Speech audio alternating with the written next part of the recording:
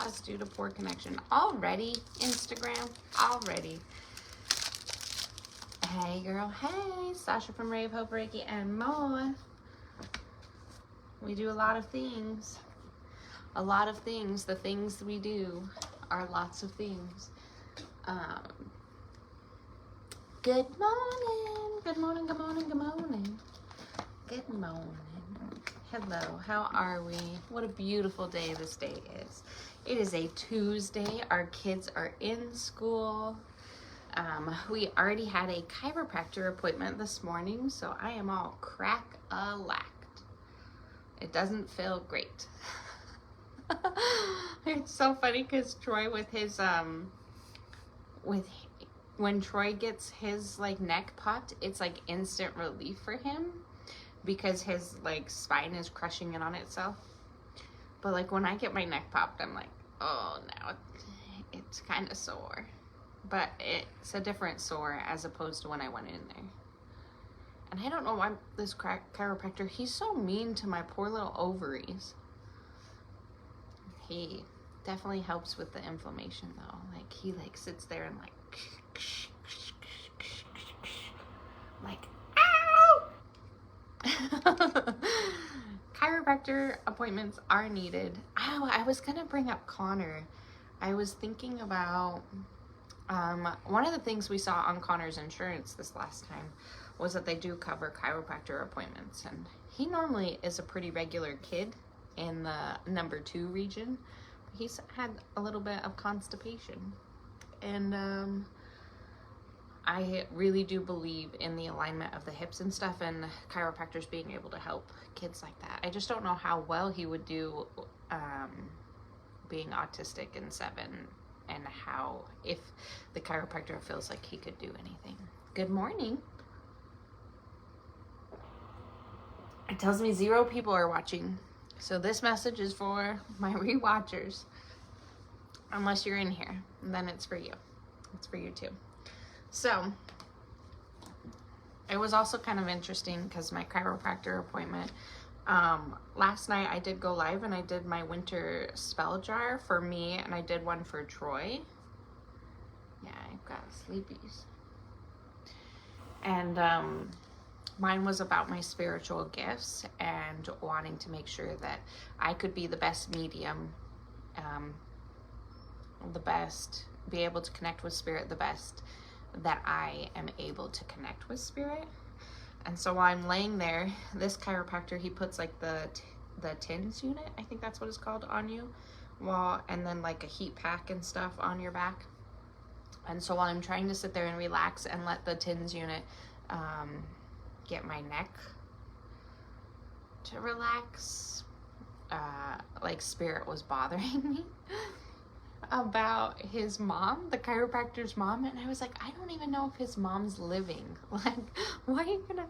And so like I'm talking to spirit and spirit's talking to me, and I'm like, I don't want to bother the chiropractor about his mom. Like, what if his mom's not living? And they're like, you have to tell him that his mom's potassium level is low, and you have to tell him that she needs to increase her green leafy vegetables, and that she's having palpitations because her potassium level is low. And I'm like, and meanwhile, I'm like, I'm not telling him this. Like, this is my chiropractor. He doesn't even know what I do.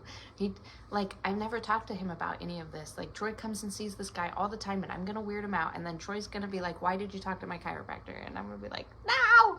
So I'm sitting here, like, with the TINS unit on my bag. I'm supposed to be relaxing. I was really getting into a meditative state, which was the problem with the TINS unit on, because I was like,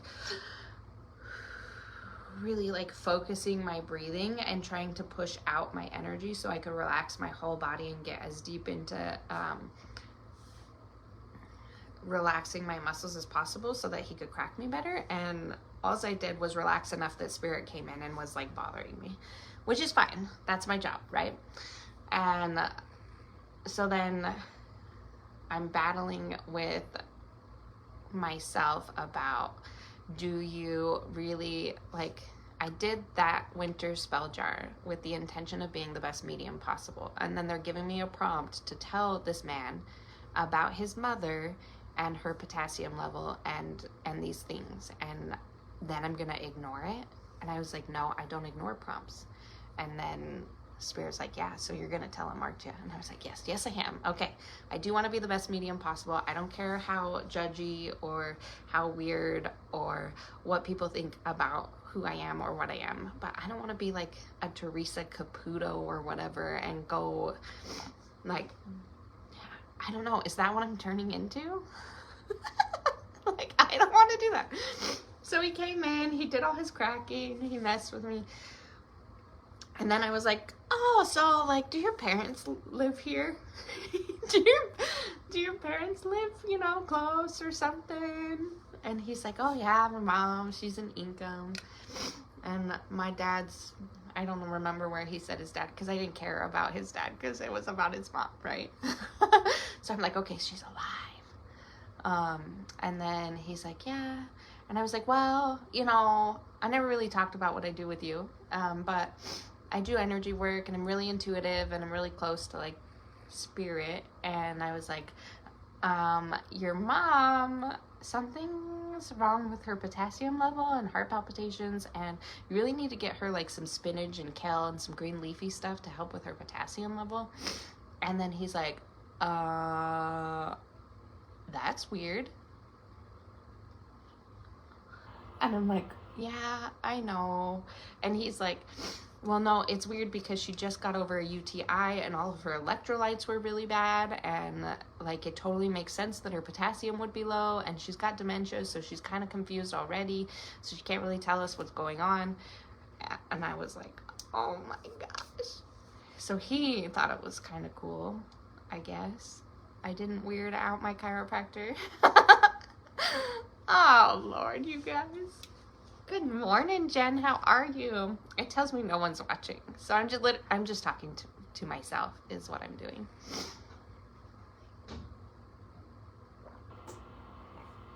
I didn't want this. I wanted an energy drink, but when I went to go get the energy drink, the Home Depot people had blocked off the section with the energy drinks. Why would you do that? That's rude. So anyways, there are spiritual signs everywhere, and I have to listen to the promptings, and I have to be weird, and I have to embrace myself. Hey, Troy. You're listening? Have you been listening the whole time? Good morning. So the spiritual message this morning, it's a good one. I didn't really look it over. Hey, girl, hey. I didn't really look it over, but I looked at the title, and I was like, you've got to be pooping me, because this is literally... This goes with where Spirit's been leading me. So the capacity to forgive. So I'm not even lying.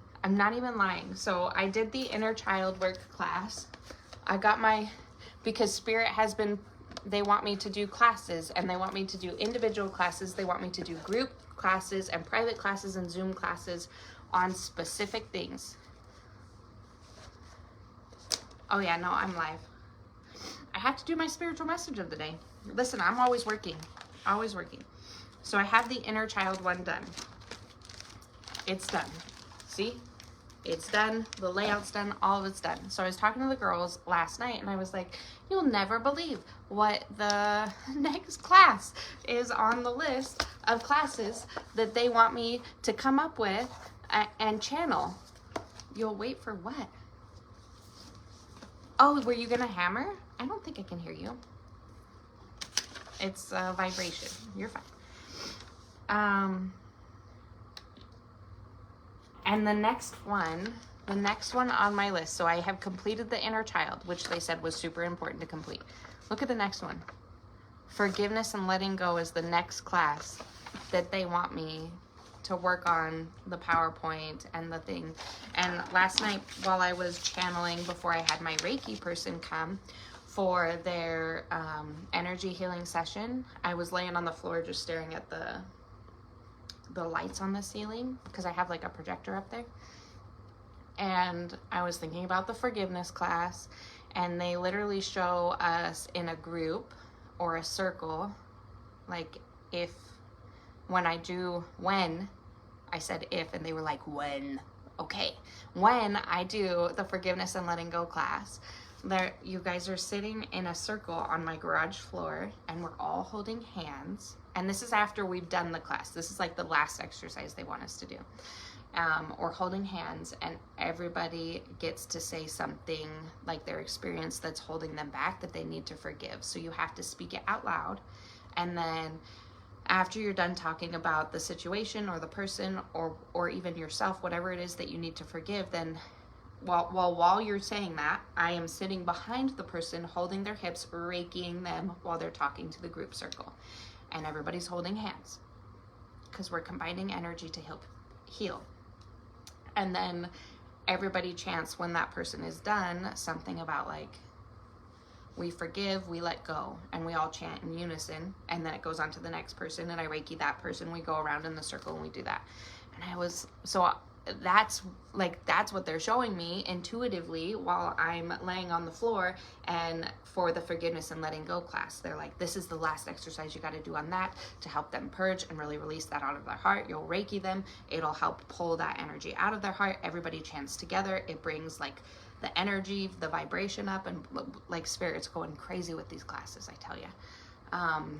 And so then I'm like, okay, I wrote it all down. And then like I opened this up 2 seconds ago, the capacity to forgive. And last night I pulled out this book to read a little bit of this book because of that class. That's my next class that they want me to get ready in the dang book. And forgiving our parents and forgiving ourselves. So it doesn't necessarily have to, so I looked up a page. They told me go to this page and then read from this page. So I have a bookmark already set for me to read from this book. And then I opened this book this morning, and it's about forgiveness. Like, what's happening? What is happening? I tell you what, you guys, I don't know if you can see this card up here. This is the fairy card. So I put the fairy card of the month in this room, and then over there's the porcupine spirit animal card over there. So it's getting ready to change because February is coming. But the fairy is all about signs and synchronicities this month, and them being intense. And if you're paying attention, like, you're going to be beat over the head with the signs and synchronicities. And like, I'm telling you, it is crazy. Releases, yes. Oh my gosh. So, spiritual message of today. We must develop and maintain the capacity to forgive. He who is devoid of the power to forgive is devoid of the power to love. Oh, that's deep. You are unable to love if you're unable to forgive. Interesting. There is some good in the worst of us and some evil in the best of us. Okay, we are very balanced. I get that. When we discover this, we are less prone to hate our enemies.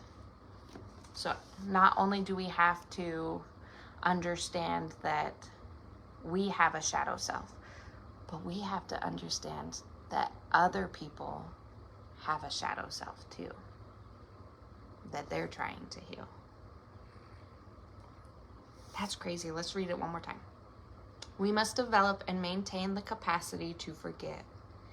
He who is devoid of the power to forgive is devoid of the power to love. There is some good in the worst of us and some evil in the best of us. When we discover this, we are less prone to hate our enemies. Holy crap. And then I want to go and read a little bit of this because now I'm like, what is in this? This is why I get nothing done. Nothing done. Like, I get that the last year I've kind of like, it's been crazy, but it's because of the move and unorganization. But now I'm continuing the unorganization because like spirit is making me do like things like classes. They're pushing me in so many directions. I don't know which way I'm going.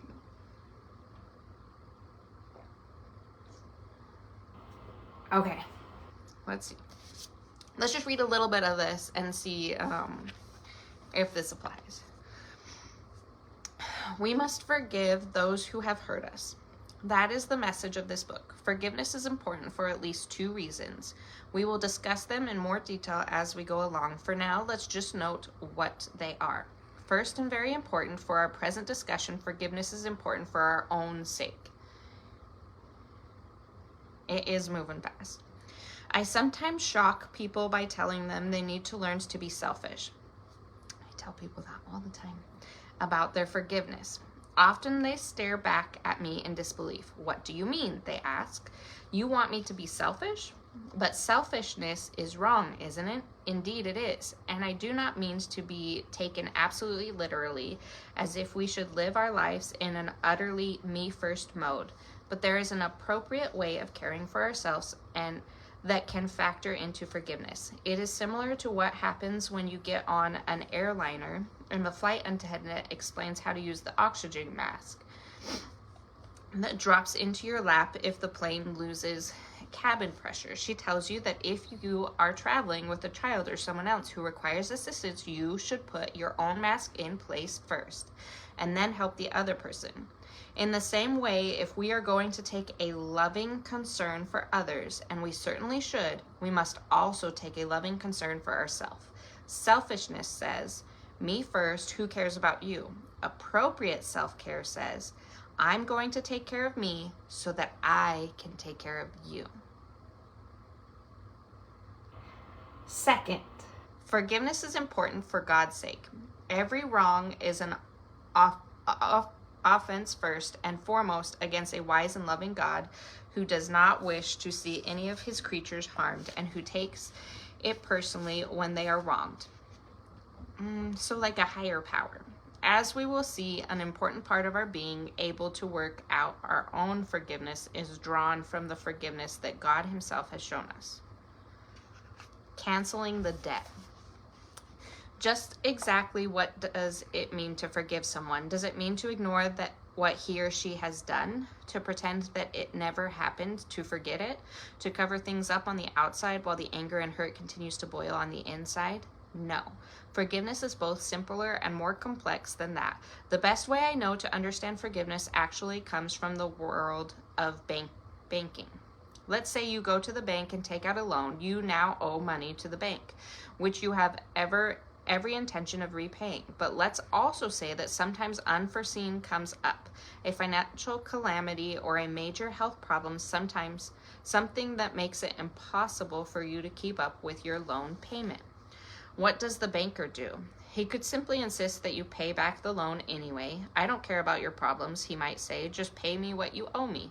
He could keep that debt hanging over your head for the rest of your life. Or he could, if he was concerned about his bottom line and had done everything possible to collect the debt, decide to release you from your obligation. I'm canceling the debt, he might say. You don't owe me anything. From here on, I consider us even. In banking terminology, that is called forgiving the loan. It is exactly what we are called to do in our dealings with those who harm us. Of course, when a bank does that, there are consequences in terms of banking. It will be a long time before we can get another loan, but the original loan is canceled, forgiven. That's the same concept as in the biblical understanding of forgiveness.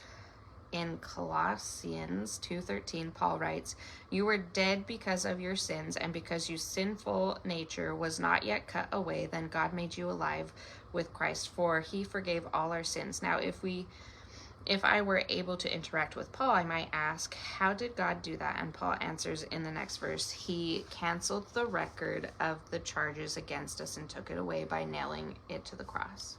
When Paul says he canceled the record of the charges against us, he is describing our debt. Here it is not money, it is the debt of our sins. And like the servant in Matthew 18, it is a debt we cannot pay. So for Paul and for God, the debt is canceled. And so that we know it is really canceled, Paul says that it has been nailed to the cross.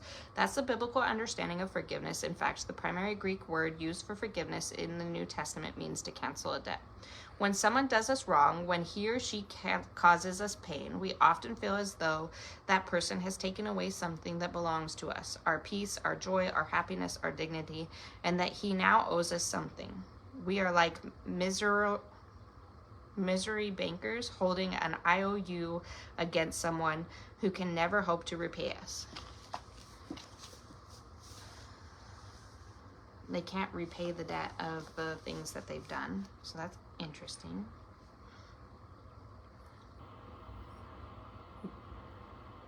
I don't care about your problems, we say.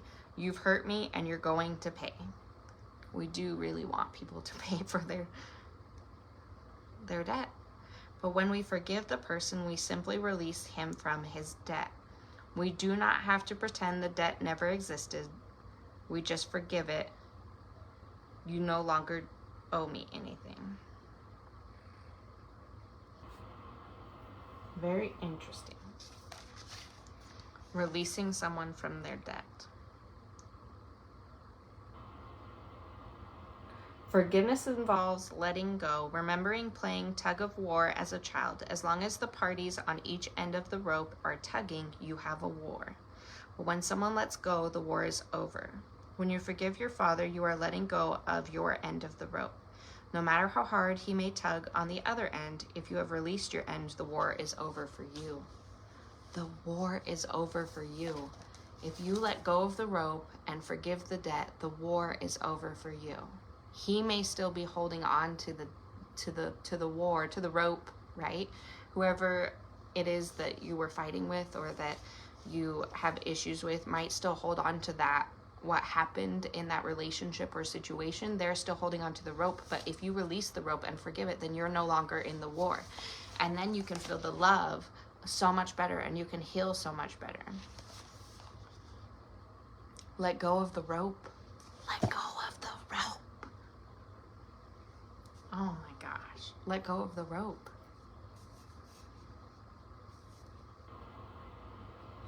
Have you really honestly let go of the rope?